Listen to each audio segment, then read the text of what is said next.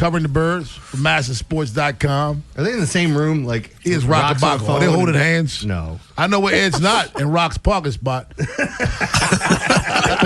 the orange cones that are set up. Is it like that up here where they clean the spots out and they put the cones down? Is that how that works? That's right, a folding chair. Garbage can. Good stuff yesterday, or I think it was yesterday, may have been today. The days are running together. Zach Eflin, Craig Albanaz, all talking about a situation that's going on down there now in spring training. I love the fact that Eflin talked about, you don't get loyalty in professional sports a lot, but he felt the loyalty in the Orioles and bringing them back after the injury. I was under the impression he wanted to go back to the Rays. Not that anybody ever told me that, but it sounds like now this is really where he really wanted to be.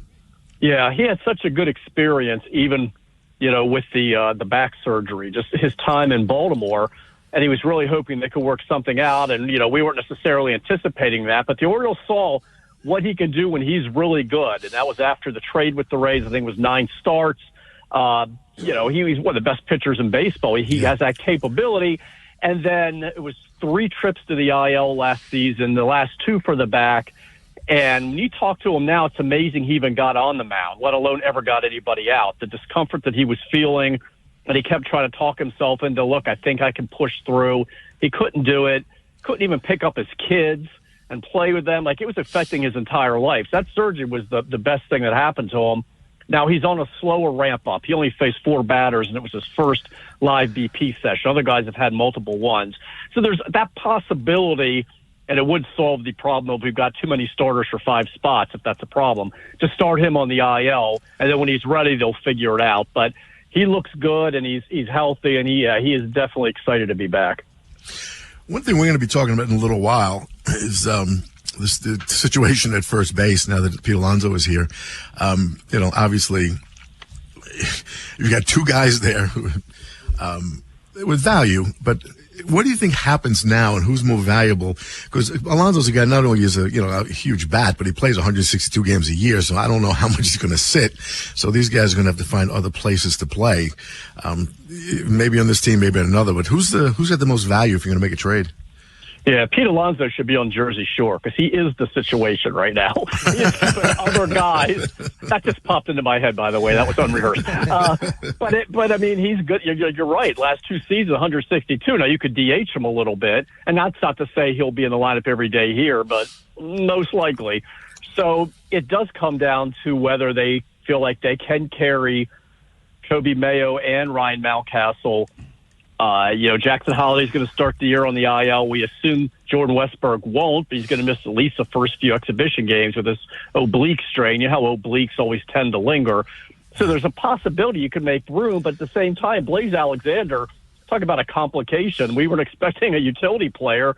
There didn't seem to be room, and, he cost them, Cade Stroud and a couple of prospects, and he's out of options. So, yes, he's on the club.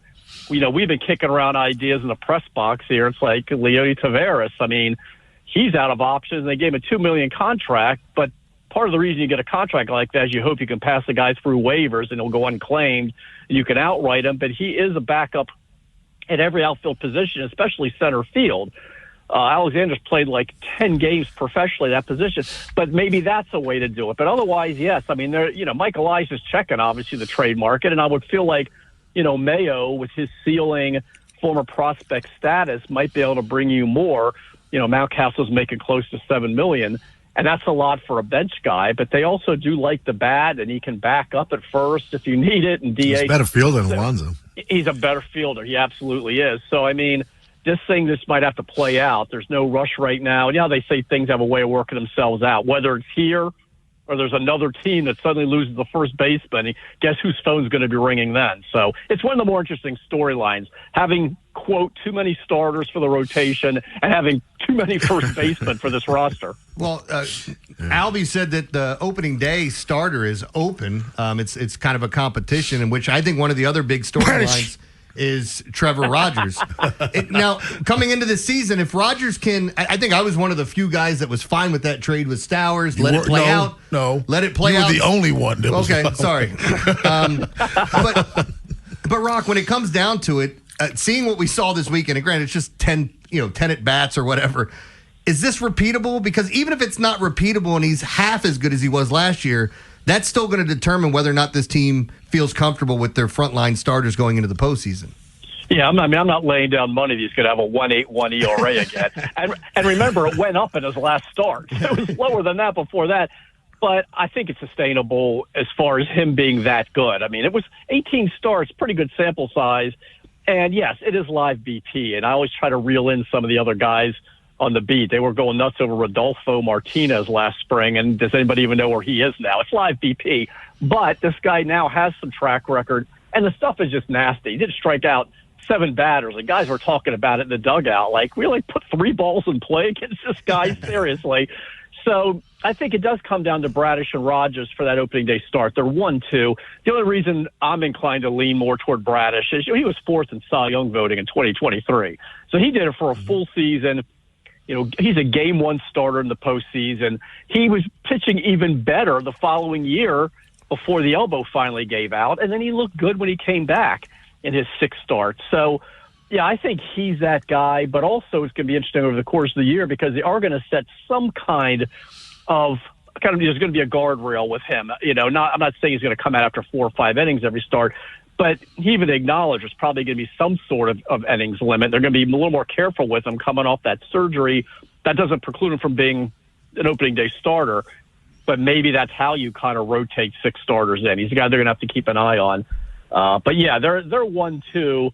And Alvarez joked, like, are they? He paused about 3 seconds and said, yeah, I guess they are. I mean, it's obviously those 2 guys, whatever order you put them in. I'm still predicting Bradish. I'm predicting that as well. Roch Kubatko, thank you, my friend.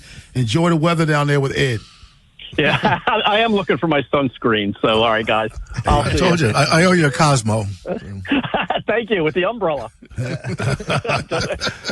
Bougie Rock. Thanks a lot, Rock. 410-583-1057.